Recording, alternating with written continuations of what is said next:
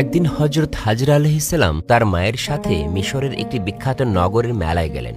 চারদিকে ছিল উৎসবের আমেজ, নানা রঙের পোশাক, কারিগরদের পসরা, পশুর হাট এবং মানুষের খোলা হলে মেলাটি মুখর হয়ে উঠেছিল। মা মেয়ে ধীরে ধীরে সেই ভিড়ের মধ্য দিয়ে এগিয়ে চলছিলেন। এখানে বলে রাখছি, হজরত বিবি হাজরা আলাইহিসসালাম ছিলেন অতুলনীয় রূপ ও উত্তম চরিত্রের অধিকারী। আল্লাহ তাআলা তাকে অপরূপ সৌন্দর্য, লজ্জাশীলতা ও মর্যাদায় ভূষিত করেছিলেন। তার সৌন্দর্য ছিল দৃষ্টিনন্দন, ব্যক্তিত্ব ছিল প্রশান্ত ও আকর্ষণীয়। যেই তাকে দেখত স্বাভাবিকভাবেই তাঁর দিকে একবার তাকিয়ে থাকত। ঠিক সেই সময় মেলায় উপস্থিত হল মিশরের বাদশাহ সাদুন। তার সাথে ছিল প্রধান উজির ইমরান এবং রাজ্য সৈন্যরা। হঠাৎ বাদশাহর দৃষ্টি পড়ল হাজরা আলাইহিসসালামের উপর। তাঁর অপরূপ সৌন্দর্য দেখে বাদশাহ বিস্মিত হয়ে গেল। সে ক্রুদ্ধ কণ্ঠে উজির ইমরানকে বলল, এত সুন্দরী যুবতী আমার রাজ্যে আছে, অথচ তুমি তাকে আমার সামনে আনোনি কেন? এখনই তাকে খুঁজে আমার দরবারে হাজির করো, অন্যথায় তোমার প্রাণ রক্ষা পাবে না। বাদশার আদেশ শুনে উজির ইমরান সৈন্যদের নিয়ে চারদিকে খোঁজ শুরু করল। তারা মেলায় প্রতিটি পথ, দোকান এবং অলিগলি তন্ন তন্ন করে খুঁজল, কিন্তু কোথাও হাজরা আলাইহিসসালামের সন্ধান পেল না। শেষ পর্যন্ত উজির ফিরে এসে বাদশাহর কাছে ক্ষমা প্রার্থনা করল এবং বলল, জাহাপনা, আজ তাকে খুঁজে পাইনি, তবে আমি অঙ্গীকার করছি অবশ্যই আপনার সামনে তাকে হাজির করব। আমাকে আরেকটি সুযোগ দিন। বাদশাহ কঠোর কণ্ঠে বলল, তোমাকে 7 দিন সময় দিলাম। এই সময়ের মধ্যে যদি ওই যুবতীকে ধরে না আনতে পারো, তাহলে তোমাকে মাটিতে গেঁথে পাথর নিক্ষেপ করে হত্যা করা হবে। এদিকে হাজরা আলাইহিসসালাম ও তার মা বিপদের আশঙ্কা বুঝতে পেরেছিলেন। তারা দ্রুত মেলা থেকে সরে গিয়ে বাড়ির পথে রওনা হলেন। বাড়িতে ফিরে হাজরা আলাইহিসসালাম গভীর উদ্বেগে মাকে বললেন, আম্মা জান, আমার মনে হচ্ছে এই ঘরে আর নিরাপদে থাকা সম্ভব নয়। বাদশার লোকেরা নিশ্চয়ই আমাকে খুঁজতে আসবে। আজ রাতে আমি গভীর জঙ্গলে চলে যাব। আপনি আমার জন্য দোয়া করবেন, আল্লাহ যেন আমার ইজ্জত ও মর্যাদা রক্ষা করেন। মা অশ্রুসিক্ত কণ্ঠে বললেন, তোমাকে আমি একা যেতে দেব না, আমিও তোমার সাথে যাব। হাজরা আলাইহিসসালাম শান্তভাবে বললেন, মা, আপনি বৃদ্ধ ও দুর্বল, আমার সাথে কষ্ট করে চলতে পারবেন না। আপনি এখানেই থাকুন, আল্লাহ চাইলে আবার আপনার সাথে দেখা হবে। রাত নেমে এলো, চারদিক নিস্তব্ধ হয়ে গেল। হাজরা আলাইহিসসালাম মায়ের কাছ থেকে বিদায় নিলেন। চোখে অশ্রু, বুকে গভীর বেদনা। তিনি একাকী অন্ধকার জঙ্গলের পথে যাত্রা করলেন। আর তার মা 2 রাকাত নামাজ আদায় করে কাঁদতে কাঁদতে আল্লাহর দরবারে কন্যার নিরাপত্তার জন্য দোয়া করতে লাগলেন। এদিকে বাদশাহর সৈন্যরা হাজরা আলাইহিসসালামের সন্ধানে বাড়িতে পৌঁছে গেল। তারা ঘরে ঢুকেই বৃদ্ধা মায়ের উপর নির্যাতন শুরু করলো। চাবুকের পর চাবুক মারতে লাগলো। তার শরীর রক্তাক্ত হয়ে গেল, তবুও তিনি কন্যার অবস্থান জানালেন না। অবশেষে সৈন্যরা তাকে গ্রেপ্তার করলো, কারাগারে নিয়ে বন্দী করলো। অতিরিক্ত রক্তক্ষরণ ও অসহনীয় নির্যাতনে তিনি ইন্তেকাল করলেন। হাজরা আলাইহিসসালাম পরে তার মায়ের মৃত্যু সংবাদ জানতে পারলেন। তিনি শোকে ভেঙে পড়লেন, কিন্তু ফিরে যাওয়ার কোনো উপায় ছিল না। বাদশাহের লোকেরা সর্বত্র তাকে খুঁজছিল। তিনি আরও গভীর জঙ্গলে আশ্রয় নিলেন। দিন কেটে গেল, রাতও পেরিয়ে গেল। একাকী জীবন কাটাতে লাগলেন। ক্ষুধা তাকে কষ্ট দিত, তৃষ্ণা তাকে দুর্বল করে তুলত। খোলা আকাশের নিচে তিনি রাত কাটালেন। আল্লাহর উপর ভরসাই ছিল তার একমাত্র অবলম্বন। 6ষ্ঠ দিনের মাথায় তিনি অত্যন্ত দুর্বল হয়ে পড়লেন। একটি বড় গাছের নিচে বিশ্রাম নিচ্ছিলেন। এমন সময় দূর থেকে মানুষের শব্দ শুনতে পেলেন। বুঝতে পারলেন বাদশার সৈন্যরা আবার তাকে খুঁজে এসেছে। তিনি সাথে সাথে আল্লাহর দরবারে ফরিয়াদ করলেন, হে আল্লাহ, আমি শুধু আমার ইজ্জত রক্ষা করতে চাই, আমাকে অপমানিত করবেন না। আপনি আমাকে আপনার হেফাজতে রাখুন। এরপর তিনি দ্রুত সেখান থেকে সরে গেলেন। দৌড়াতে দৌড়াতে নীল নদীর তীরে পৌঁছে গেলেন। পেছনে তখনও সৈন্যরা ধাওয়া করছিল। নিজেকে রক্ষা করার আর কোনো পথ না দেখে তিনি আল্লাহর নাম নিয়ে নদীতে ঝাঁপ দিলেন। প্রবল স্রোত তাঁকে ভাসিয়ে নিয়ে গেল। উজির ইমরান সৈন্যদের নিয়ে নদীর তীরে পৌঁছালেও তাকে ধরতে পারল না। কিছু সময় পরে জেলেরা নদী থেকে অচেতন অবস্থায় হাজরা আলাইহিসসালামকে উদ্ধার করল। পরে তাকে একটি পালকিতে করে রাজপ্রাসাদে নিয়ে যাওয়া হলো। তখনও তিনি জ্ঞানহীন ছিলেন। জ্ঞান ফিরে পেয়ে তিনি দেখলেন তিনি একটি রাজকীয় কক্ষে শুয়ে আছেন। চারদিকে দাসী ও নারী প্রহরী দাঁড়িয়ে আছে। সোনালী কারুকাজে সাজানো সেই কক্ষ তার কাছে যেন এক বন্দিশালা। জ্ঞান ফিরতেই তার প্রথম প্রশ্ন ছিল, আমার মা কোথায়? তিনি কেমন আছেন? কেউ কোনো উত্তর দিল না। হাজরা আলাইহিসসালাম সেজদায় লুটিয়ে পড়লেন। অশ্রুসিক্ত কণ্ঠে বললেন, হে আল্লাহ, আমার অপরাধ কি? আমি তো শুধু আমার ইজ্জত রক্ষা করতে চেয়েছি। ঠিক তখনই তিনি এক অদৃশ্য সান্ত্বনার বাণী অনুভব করলেন। হাজেরা, আমি তোমাকে পরীক্ষা করছি, তুমি ধৈর্য ধারণ করো। তিনি শান্ত কণ্ঠে বললেন, হে আমার প্রভু, আমি আপনার ফয়সালার উপরই সন্তুষ্ট। এমন সময় এক দাসী এসে সংবাদ দিল, বাদশাহ আপনার সাথে সাক্ষাৎ করতে আসছেন। এই কথা শুনে হাজেরা আলাইহিসসালাম নীরবে মুখ ফিরিয়ে নিলেন। তার অন্তর ঘৃণা, ভয় এবং আল্লাহর প্রতি নির্ভরতায় পূর্ণ হয়ে উঠল। বাদশাহ সাদুন প্রাসাদে প্রবেশ করল। তার সাথে ছিল কয়েকজন দাসী ও প্রহরী। সে হাজেরা আলাইহিসসালামের সামনে এসে দাঁড়ালো। তার সৌন্দর্য দেখে আবারও মুগ্ধ হয়ে গেল। বাদশাহ বলল, আমি মিশরের বাদশাহ, আমার ধন সম্পদ, ক্ষমতা এবং রাজত্বের কোনো অভাব নেই। তুমি আমার প্রাসাদে থাকবে, তোমাকে আমি আমার রানী বানাবো। হাজেরা আলাইহিসসালাম শান্ত কণ্ঠে বললেন, আমি আল্লাহর এক বান্দি, আমার সম্মান ও মর্যাদা একমাত্র আল্লাহর দান, আমি কোনো অন্যায়ের কাছে মাথা নত করব না। বাদশাহ তার কথায় কর্ণপাত করল না। সে আরো কাছে এগিয়ে এলো। তার মনে ছিল কুপ্রবৃত্তি। হাজেরা আলাইহিসসালাম সাথে সাথে 2 হাত তুলে আল্লাহর কাছে দোয়া করলেন। তিনি বললেন, হে আমার প্রতিপালক, আপনি আমার ইজ্জতের হেফাজত করুন, আপনি ছাড়া আমার আর কোনো সাহায্যকারী নেই। দোয়া শেষ হওয়ার সাথে সাথে আল্লাহর কুদরতে এক আশ্চর্য ঘটনা ঘটল। বাদশাহ হঠাৎ চিৎকার করে উঠল। তার 2 চোখ অন্ধ হয়ে গেল। সে কিছু দেখতে পেল না, চারদিকে শুধু অন্ধকার। ভয়ে কাঁপতে লাগলো সে। প্রাসাদের সবাই হতবাক হয়ে গেল। বাদশাহ বুঝতে পারল এটি সাধারণ কোনো ঘটনা নয়। এই নারী আল্লাহর প্রিয় বান্দি, তার দোয়া আল্লাহ কবুল করেছেন। সে কান্না জড়িত কণ্ঠে বলল, আমাকে ক্ষমা করুন, আমি অন্যায় করেছি। আপনার আল্লাহর কাছে আমার জন্য দোয়া করুন, তিনি যেন আমার দৃষ্টিশক্তি ফিরিয়ে দেন, তাহলে আমি আর কখনো আপনার প্রতি অন্যায় করব না। হাজেরা আলাইহিসসালাম বললেন, ক্ষমা করার মালিক আল্লাহ, আপনি যদি সত্যি অনুতপ্ত হন তাহলে তাঁর কাছে ক্ষমা চান। বাদশাহ অনুতপ্ত হৃদয়ে আল্লাহর কাছে ক্ষমা প্রার্থনা করল। এরপর হাজেরা আলাইহিসসালাম তার জন্য দোয়া করলেন। আল্লাহর রহমতে বাদশাহর দৃষ্টিশক্তি ফিরে এলো। সে বিস্মিত হয়ে গেল। তার অন্তর ভয়ে ও শ্রদ্ধায় ভরে উঠল। সে আর কোনো কুপ্রস্তাব দিল না, বরং সম্মানের সাথে হাজেরা আলাইহিসসালামের সামনে মাথা নত করল। সে ঘোষণা দিল, আজ থেকে এই পবিত্র নারীর প্রতি কেউ অসম্মান দেখাবে না, তার নিরাপত্তার দায়িত্ব আমার। প্রাসাদের সবাই সেই ঘোষণা শুনল। কেউ আর হাজেরা আলাইহিসসালামের প্রতি অসৌজন্যমূলক আচরণ করার সাহস পেল না। হাজেরা আলাইহিসসালাম অন্তরে অন্তরে আল্লাহর শুকরিয়া আদায় করলেন। তিনি জানতেন মানুষের শক্তি সীমিত, কিন্তু আল্লাহর সাহায্য সীমাহীন। তার উপর ভরসা করলে তিনি কখনো তার বান্দাকে অসহায় অবস্থায় ছেড়ে দেন না। এদিকে আল্লাহ তাআলা হযরত ইব্রাহিম আলাইহিসসালামকে সিরিয়ার দিকে যাত্রা করার নির্দেশ দিলেন। আল্লাহর হুকুম পেয়ে তিনি সফরে বের হলেন। দীর্ঘ পথ অতিক্রম করতে করতে তিনি নমরুদের রাজ্য ছেড়ে অন্য একটি রাজ্যে প্রবেশ করলেন। সেখানে তিনি দেখলেন অসংখ্য মানুষ সুন্দর পোশাক পরে একটি নির্দিষ্ট স্থানের দিকে যাচ্ছে। তিনি একজনকে জিজ্ঞাসা করলেন, এত মানুষ কোথায় যাচ্ছে? লোকটি বলল, আমাদের বাদশাহর একমাত্র কন্যা সারা খাতুন 7 দিন ধরে নিজের পছন্দের বর নির্বাচন করবেন, তাই সারা দেশ থেকে মানুষ এখানে এসেছে।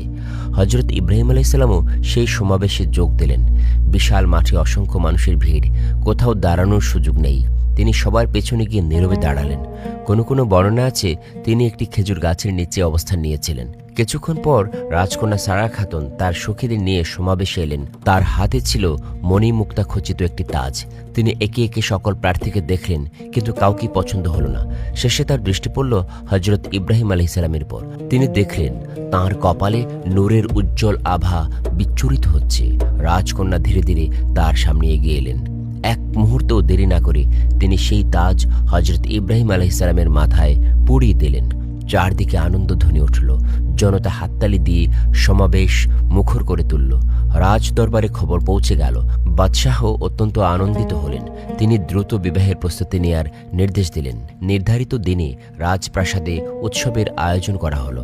হযরত ইব্রাহিম আলাইহিসসালামকে রাজকীয় পোশাকে সজ্জিত করা হলো। তার সৌন্দর্য ও ব্যক্তিত্ব দেখে সবাই মুগ্ধ হয়ে গেল। মনে হচ্ছিল যেন আকাশ থেকে কোনো নুরানি ব্যক্তি পৃথিবীতে অবতরণ করেছেন।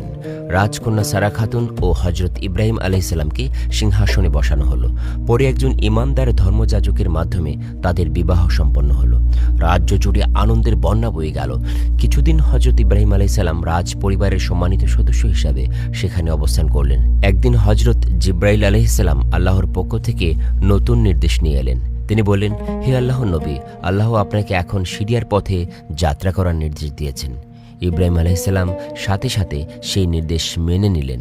তিনি শ্বশুর বাদশাহর কাছে গিয়ে সব কথা খুলে বললেন।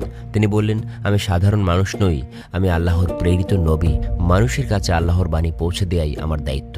তাই আরাম আয়েশের জীবন আমার উদ্দেশ্য নয়, আমাকে সিরিয়ার পথে রওনা হতে হবে। বাদশাহ তার কথা শুনে সম্মান জানালেন। তিনি আনন্দের সাথে বিদায়ের অনুমতি দিলেন। এরপর হজরত ইব্রাহিম আলাইহিসসালাম তাঁর স্ত্রী সারা আলাইহিসসালাম এবং 2 জন বিশ্বস্ত সঙ্গীকে নিয়ে সিরিয়ার উদ্দেশ্যে রওনা হলেন।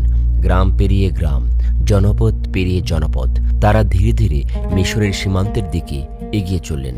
সেখানে তাদের জীবনের আরেকটি গুরুত্বপূর্ণ পরীক্ষার সূচনা হলো। হজরত ইব্রাহিম আলাইহিসসালাম স্ত্রী সারা আলাইহিসসালামকে নিয়ে সিরিয়ার পথে অগ্রসর হতে লাগলেন। একসময় তারা মিশরের সীমান্তে পৌঁছালেন। সেখানে কয়েকজন স্থানীয় লোক তাদের সতর্ক করল। তারা বলল, মিশরের বাদশাহ অত্যন্ত জালিম, সে ধন সম্পদ ছিনিয়ে নেয়, সুন্দরী নারী দেখলে অপহরণ করে নিয়ে যায়, আপনারা অন্য পথ ধরুন। এ কথা শুনে হজরত ইব্রাহিম আলাইহিসসালাম চিন্তিত হলেন। তিনি আল্লাহর দরবারে প্রার্থনা করলেন। তখন আল্লাহ তাআলা তাঁকে ওহীর মাধ্যমে নির্দেশ দিলেন, তুমি আমার ভরসায় এই পথেই অগ্রসর হও। আল্লাহর আদেশ পেয়ে তিনি যাত্রা অব্যাহত রাখলেন। তবে তিনি একটি কৌশল অবলম্বন করলেন। স্ত্রী সারা আলাইহিসসালামকে একটি সিন্দুকের ভেতর বসিয়ে উটের পিঠে তুলে দিলেন। এরপর কাফেলা নিয়ে সামনের দিকে এগিয়ে চললেন। কিছু দূর যাওয়ার পর বাদশাহর প্রহরীরা তাদের পথ রোধ করল। তারা সিন্দুক খুলে দেখার দাবি জানালো। হজরত ইব্রাহিম আলাইহিসসালাম বললেন, সিন্দুক না খুলে এর মূল্য নিয়ে নিন। কিন্তু প্রহরীরা রাজি হল না। তারা জোর করে সিন্দুক খুলল। সিন্দুক খুলতেই তারা বিস্মিত হয়ে গেল। ভেতরে এক অপরূপ সুন্দরী নারী বসে আছেন। তারা সাথে সাথে বিষয়টি বাদশাহর কাছে জানালো। অতঃপর হজরত ইব্রাহিম আলাইহিসসালাম ও সারা আলাইহিসসালামকে রাজ দরবারে নিয়ে যাওয়া হলো। বাদশাহ সাদুন সারা আলাইহিসসালামকে দেখে মুগ্ধ হয়ে গেল। সে ইব্রাহিম আলাইহিসসালামকে জিজ্ঞেস করল, এই নারী তোমার কে? হজরত ইব্রাহিম আলাইহিসসালাম বললেন, তিনি আমার বোন। নিজের প্রাণ ও স্ত্রীর নিরাপত্তার কথা চিন্তা করেই তিনি এই কথা বলেছিলেন। বাদশাহ আদেশ দিলেন, এই নারীকে আমার কাছে রাখো আর এই পুরুষকে কারাগারে নিক্ষেপ করো। আদেশ অনুযায়ী সারা আলাইহিসসালামকে পৃথক কক্ষে এবং হজরত ইব্রাহিম আলাইহিসসালামকে বন্দী করা হলো। কিছুক্ষণ পর বাদশাহ নিজেই সারা আলাইহিসসালামের কাছে এলো। সে বলল, তুমি আমার প্রস্তাব গ্রহণ করো। সারা আলাইহিসসালাম কোনো উত্তর দিলেন না। তিনি আল্লাহর জিকিরে মগ্ন রইলেন। বাদশাহ আবার বলল, তুমি রাজি হও বা না হও, আমি তোমাকে আমার করে নেব। সারা আলাইহিসসালাম বললেন, তোমার কি আল্লাহর ভয় নেই? বাদশাহ অহংকার ভরে বলল, আমি কাউকে ভয় করি না। এই বলে সে সামনে এগিয়ে এলো। ঠিক তখনই আল্লাহর কুদরতে তার পা মাটির সাথে আটকে গেল। সে আর এক কদমও এগোতে পারল না। সে ভীষণ বিস্মিত হয়ে গেল। নিজের সমস্ত শক্তি প্রয়োগ করেও সামনে যেতে পারল না। হঠাৎ তার চোখে অসহ্য যন্ত্রণা শুরু হলো। অল্প সময়ের মধ্যেই তার দৃষ্টিশক্তি নষ্ট হয়ে গেল। সে চিৎকার করে উঠল। ভয়ে তার সমস্ত অহংকার ভেঙে পড়ল। সারা আলাইহিসসালাম বললেন, আমি কোনো জাদুকরী নই, আমি আল্লাহর নবীর স্ত্রী। তুমি একজন নবীকে বন্দী করেছ, তাই এই শাস্তি এসেছে। বাদশাহ কাঁপতে কাঁপতে বলল, তাহলে আমি কি করব? সারা আলাইহিসসালাম বললেন, নবীকে মুক্ত করো, আল্লাহর কাছে ক্ষমা চাও। বাদশাহ সাথে সাথে আদেশ দিল। হজরত ইব্রাহিম আলাইহিসসালামকে কারাগার থেকে মুক্ত করা হলো। তাকে সম্মানের সাথে দরবারে আনা হলো। বাদশাহ কান্না ভেজা কণ্ঠে বলল, আমি না জেনে অন্যায় করেছি, আমাকে ক্ষমা করুন। হজরত ইব্রাহিম আলাইহিসসালাম বললেন, সত্যিকার তওবা করলে আল্লাহ ক্ষমা করেন। এই কথা শুনে বাদশাহ আন্তরিকভাবে তওবা করল। সে আল্লাহর কাছে ক্ষমা প্রার্থনা করল। আল্লাহ তার তওবা কবুল করলেন। তার দৃষ্টিশক্তি ফিরে এলো। সে আনন্দে কেঁদে ফেলল। এরপর সে হজরত ইব্রাহিম আলাইহিসসালামের প্রতি গভীর শ্রদ্ধা প্রকাশ করল। সে বলল, হে আল্লাহর নবী, আপনি চাইলে আমার রাজ্য ও ধন সম্পদ গ্রহণ করুন। হজরত ইব্রাহিম আলাইহিসসালাম বললেন, আমি রাজত্বের জন্য আসিনি, আমি আল্লাহর দাওয়াত পৌঁছে দিতে এসেছি। বাদশাহ আরও অনুতপ্ত হয়ে পড়ল। তার হৃদয়ে পরিবর্তন এলো। আর তখনই সে নিজের জীবনের একটি গোপন ঘটনা খুলে বলতে শুরু করল। সে বলতে লাগলো, এক পবিত্র নারী বিবি হাজরা আলাইহিসসালামের কথা। সেই কাহিনী শুনে হজরত ইব্রাহিম আলাইহিসসালাম ও সারা আলাইহিসসালাম বিস্মিত হয়ে গেলেন। বাদশাহ সাদুন কিছুক্ষণ নীরব রইল আর চোখ দিয়ে অশ্রু ঝরতে লাগলো। সে বলল, হে আল্লাহর নবী, আমি জীবনে অসংখ্য অন্যায় করেছি, অসংখ্য নিরপরাধ মানুষের উপর অত্যাচার করেছি। সে আরো বলল, একদিন আমি হাজেরা নামে এক পবিত্র যুবতীকে বন্দী করেছিলাম। তার রূপে মুগ্ধ হয়ে আমি তাকে নিজের ভোগের বস্তু বানাতে চেয়েছিলাম, কিন্তু আল্লাহ আমাকে সঙ্গে সঙ্গেই শাস্তি দিয়েছিলেন। আমার চোখের দৃষ্টি চলে গিয়েছিল। পরে তাঁর দোয়ায় আমি একটি চোখের আলো ফিরে পাই। বাদশাহ দীর্ঘশ্বাস ফেলে বলল, আমি বহু নারী দেখেছি, এই পৃথিবীতে দুজন সতী নারীর পবিত্রতা আমাকে পরাজিত করেছে, একজন আপনার স্ত্রী সারাহ আর অন্যজন হাজরা আলাইহিসসালাম। আজ আমি আমার সব অপরাধের জন্য লজ্জিত। আমি হাজরা আলাইহিসসালামকে আর বন্দী করে রাখতে চাই না, আমি তাকে মুক্ত করে দিতে চাই। এই কথা শুনে হযরত ইব্রাহিম আলাইহিসসালাম নীরব হয়ে গেলেন। তিনি কোনো উত্তর দিলেন না। তখন বিবি সারাহ আলাইহিসসালাম কোমল কণ্ঠে বললেন, হে বাদশাহ, যদি তোমার অনুতাপ সত্য হয় তবে হাজেরাকে মুক্ত করে দাও, আমি তাকে নিজের বোনের মতো স্নেহ করব। বাদশাহ আনন্দিত হল। তিনি সাথে সাথে প্রহরীদেরকে নির্দেশ দিলেন, যাও, সম্মানের সাথে হাজেরাকে এখানে নিয়ে আসো। কিছুক্ষণ পর বিবি হাজরা আলাইহিসসালাম দরবারে উপস্থিত হলেন। তিনি বুঝতে পারছিলেন না কেন তাকে ডাকা হয়েছে। বাদশাহ উঠে দাঁড়ালো। সে মাথা নিচু করে হাজরা আলাইহিসসালামের কাছে ক্ষমা চাইল। সে বলল, আমি আপনার প্রতি মহা অন্যায় করেছি, আমাকে ক্ষমা করে দিন। আজ থেকে আপনি সম্পূর্ণ স্বাধীন, আপনার উপর আমার কোনো অধিকার নেই। এরপর সে হাজরা আলাইহিসসালামকে হযরত ইব্রাহিম আলাইহিসসালাম ও বিবি সারাহ আলাইহিসসালামের সামনে দাঁড় করিয়ে দিল। সে বলল, হে আল্লাহর নবী, আমি এই পবিত্র নারীকে আপনার জিম্মায় অর্পণ করেছি। আমি বিশ্বাস করি আপনার আশ্রয়েই তিনি নিরাপদ থাকবেন। হযরত ইব্রাহিম আলাইহিসসালাম কিছুক্ষণ চিন্তা করলেন। এরপর তিনি সারাহ আলাইহিসসালামের দিকে তাকালেন। বিবি সারাহ আলাইহিসসালাম মৃদু হেসে বললেন, আমি হাজেরার দায়িত্ব গ্রহণ করলাম, আজ থেকে তিনি আমার সাথে থাকবেন। এই কথা শুনে হাজরা আলাইহিসসালামের চোখে অশ্রু চলে এলো। দীর্ঘদিনের ভয়, কষ্ট ও বন্দী জীবনের অবসান ঘটল। তিনি আল্লাহর দরবারে সেজদায় লুটিয়ে পড়লেন। অশ্রুসিক্ত কণ্ঠে বললেন, হে আমার প্রতিপালক, সব প্রশংসা আপনারই। আপনি আমাকে অপমান থেকে রক্ষা করেছেন, আপনি আমার জন্য মুক্তির পথ খুলে দিয়েছেন। বাদশাহ সেই দৃশ্য দেখে আবেগ আপ্লুত হয়ে পড়ল। সে আবারও আল্লাহর কাছে তওবা করল। এরপর হযরত ইব্রাহিম আলাইহিসসালাম, বিবি সারাহ আলাইহিসসালাম এবং বিবি হাজরা আলাইহিসসালাম মিশরের রাজপ্রাসাদ ত্যাগ করলেন। তারা আল্লাহর উপর পূর্ণ ভরসা রেখে জেরুজালেমের উদ্দেশ্যে যাত্রা শুরু করলেন। সামনে ছিল নতুন পথ, নতুন পরীক্ষা আর আল্লাহর রহমতে ভরা এক নতুন অধ্যায়। হযরত ইব্রাহিম আলাইহিসসালাম মিশর ত্যাগ করলেন। তার সাথে ছিলেন বিবি সারাহ আলাইহিসসালাম, বিবি হাজরা আলাইহিসসালাম। তিনজনই আল্লাহর উপর ভরসা রেখে জেরুজালেমের পথে যাত্রা করলেন।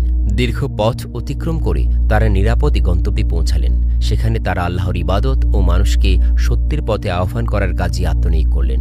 বিবি সারাহ আলাইহিসসালাম অত্যন্ত স্নেহের সাথে হাজরা আলাইহিসসালামকে নিজের কাছে রাখলেন। তিনি কখনো তাকে দাসী হিসাবে দেখেননি, বরং আপন বোনের মতো ভালোবাসতেন। হাজরা আলাইহিসসালামও সর্বদা সারাহ আলাইহিসসালামের সেবা করতেন। তাদের মধ্যে পারস্পরিক ভালোবাসা ও শ্রদ্ধা ছিল গভীর। এভাবেই বহু বছর কেটে গেল। কিন্তু একটি বিষয় হযরত ইব্রাহিম আলাইহিসসালামের মনে কষ্ট দিত। তাদের ঘরে কোনো সন্তান ছিল না। তিনি দিনরাত আল্লাহর কাছে নেক সন্তান প্রার্থনা করতেন। বিবি সারাহ আলাইহিসসালাম ও স্বামীর এই কষ্ট অনুভব করতেন। তিনি বুঝতে পারতেন একজন নবীর উত্তরসূরি থাকা প্রয়োজন। একদিন তিনি গভীরভাবে চিন্তা করলেন। এরপর তিনি নিজে একটি সিদ্ধান্ত নিলেন। হযরত ইব্রাহিম আলাইহিসসালামকে বললেন, আল্লাহ যদি আমার মাধ্যমে সন্তান দান না করে থাকেন তাহলে আপনি হাজরা আলাইহিসসালামকে বিবাহ করুন, হয়তো আল্লাহ তার মাধ্যমে আপনাকে নেক সন্তান দান করবেন। প্রথমে হযরত ইব্রাহিম আলাইহিসসালাম নীরব রইলেন। তিনি কোনো তাড়াহুড়া করলেন না। তিনি আল্লাহর নির্দেশের অপেক্ষা করতে লাগলেন। অবশেষে আল্লাহর অনুমতিতে বিবি হাজরা আলাইহিসসালামের সাথে তার বিবাহ সম্পন্ন হল। বিবাহের পরও সারাহ আলাইহিসসালাম ও হাজরা আলাইহিসসালামের মধ্যে সৌহার্দ্য বজায় ছিল। তারা পরস্পরকে সম্মান করতেন। একসময় আল্লাহ তাআলা হাজরা আলাইহিসসালামের গর্ভে সন্তান দান করলেন। এই সুসংবাদে হযরত ইব্রাহিম আলাইহিসসালাম আল্লাহর শুকরিয়া আদায় করলেন। নির্ধারিত সময়ে হাজরা আলাইহিসসালামের একটি পুত্র সন্তানের জন্ম দিলেন। আল্লাহর নির্দেশে তার নাম রাখা হলো ইসমাইল আলাইহিসসালাম।